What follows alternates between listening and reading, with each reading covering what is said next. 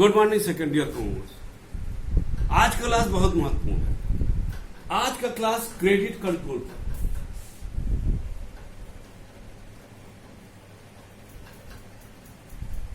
दो तरीके से होता है, quantity basis and quality.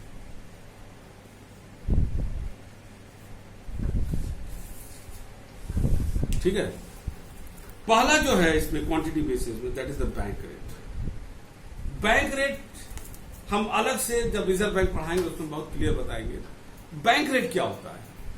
Through the bank rate the central bank give the loan to the commercial bank and also discount the bill of exchange at this rate, that is the bank rate. Again I am speaking, through the bank rate the central bank give the loan to the commercial bank as well as rediscount the bill of exchange of the commercial bank at this rate. The minimum rate of interest at which the central bank give loan to the other commercial bank on the basis of the, ध्यान देना, थोड़ा सा इसको detail बताएंगे। Bank rate जो है वो जब लोन देता है रिजर्व सेंट्रल बैंक, वो बैंकों से कोई न कोई सिक्योरिटी अपने पास रखवा लेता है, तब देता है। रेपो रेट में भी बैंक लोन देता है। इसका एक अलग क्लास जब हम रिजर्व बैंक पढ़ाएंगे तो लेंगे कि the basic difference between the bank rate and repo rate is, repo rate माने रीपर्चेज, वो ये है कि बैंक रेट के तहत central bank give the loan और रेपो रेट के तहत भी देता है लोन, लेकिन बैंक रेट पर वो सिक्योरिटी रखवाता है, रेपो रेट पर नहीं रखवाता है। तो ये तो नेक्स्ट क्लास में आएगा, हम जब रिजर्व बैंक पढ़ेंगे तब हम डिटेल इसको बताएंगे, रेपो और रिवर्स रेपो रेट, सीआरआर, इसके बारे में और ही डिस्काउंट करता है। Is the known as the bank rate and market rate are not the same. The rate at which the trading houses, discount houses and other financial institution provide loan on the basis of the bill hundis, ये सब वही चीज आ गया। If the bank rate is lesser, interest rate would be also lesser.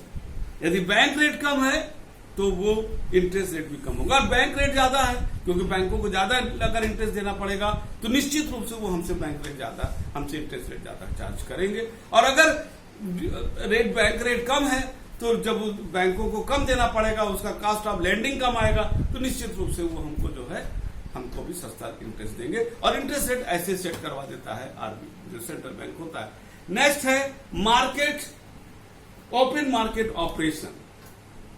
According to the need of the economy, the central bank adjust the money supply through the selling of the security या purchasing of the security. Suppose कर लो inflation है, महंगाई है देश में, general price level ज्यादा है। अब यहां पर सेंट्रल बैंक को कैसे करेगा?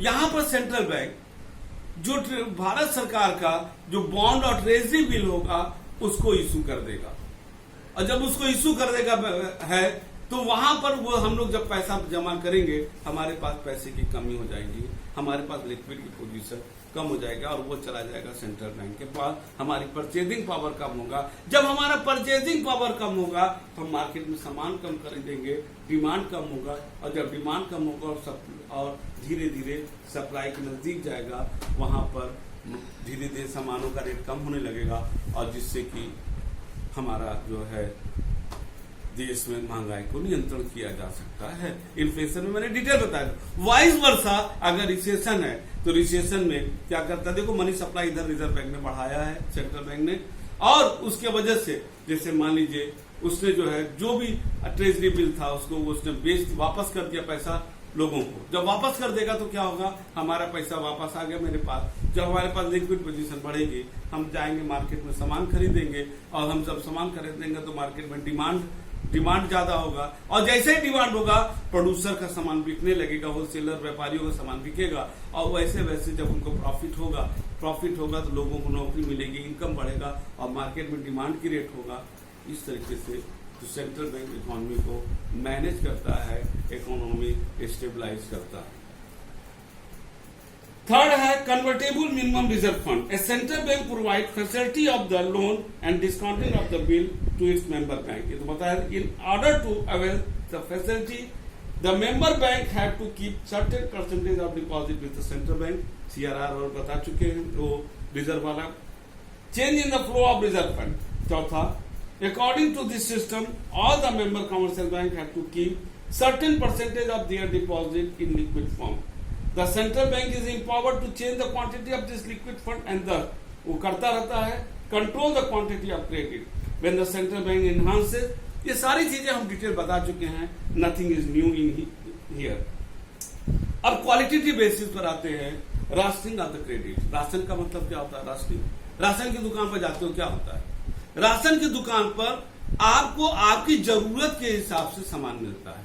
4 आदमी का परिवार है तो इतना चीनी, इतना चावल, माने आपको ये नहीं कि मार्केट में गए जितना मानो खरीद लो, अकॉर्डिंग टू द नीड मिलेगा. उसी तरह सेंट्रल बैंक अपने यहाँ राशनिंग ऑफ द क्रेडिट कर देता है. कैसे करता है? वो कमर्शियल बैंक को ये निर्देश दे देता है कि किस सेक्टर में कितना लोन देना है. अगर हमको इंडस्ट्रियल डेवलप कराना है, इंडस्ट्रियल डेवलपमेंट, तो हम इंडस्ट्री सेक्टर को ज्यादा देंगे, एग्रीकल्चर को कम, सभी अकॉर्डिंग टू द जो भी उसको हो वो एक लिमिट सेट कर देता है. वो सेक्टर वाइज लिमिट सेट करता है. वो ये भी क्योंकि डाइवर्सिफिकेशन ऑफ लोन होता है कि अगर एक सेक्टर में ही ना चला जाए, एक ही रीजन में ना चला जाए, एक ही कुछ एक लोगों को न मिल जाए, इसके लिए एक डाइवर्सिफिकेशन सिस्टम लाता है जिसमें हर सेक्टर, हर ज्योग्राफिकल उस पर वो सेट कर देता है कि किसको कितना लोन देना है और किसका कितना नहीं देना है. और उससे ज्यादा कोई भी बैंक उसको नहीं दे सकता है लोन किसी को. और जिससे क्या होता है, हमारा इकोनॉमिक डेवलपमेंट एक बैलेंसिंग अप्रोच में डेवलप करता है. सेकेंड पॉइंट है selective credit control. This method apply to control the credit in specified area on some selected, जो भी देश के selected area है, बैकवर्ड एरिया है, जिससे जहां नक्सली प्रभावित क्षेत्र हैं, इन पर एक अलग से ये क्रेडिट कंट्रोल लाता है. और जिसके तहत वहां पर एक अलग उसमें उसके में कैसे कैसे करता है. उसका सिलेक्टिव कंट्रोल में पहला है वेरियस इंटरेस्ट रेट और discount rate. Under this matter different interest rate और discount rate are adopted by different spare. अलग अलग इंटरेस्ट रेट, अलग अलग डिस्काउंट रेट देता है. जिसको वो ज्यादा फैसिलिटी, जिसको ज्यादा डेवलप कराना है उसको सस्ता कर देता है, डिस्काउंट सस्ता कर देगा. और जिसको नहीं है उसको वहां पर महंगा कर सकता है, ज्यादा इंटरेस्ट हो उसको. Second, inquiry and prior permission of the loan. The central bank frame the rule of the prior permission in order to discourage the quantity of loan. इस क्षेत्र में ज्यादा लोन नहीं देना, इसके लिए वो फिक्स कर सकता है. Control of the obtaining loan when some areas are considered insignificant from the point of view of the development.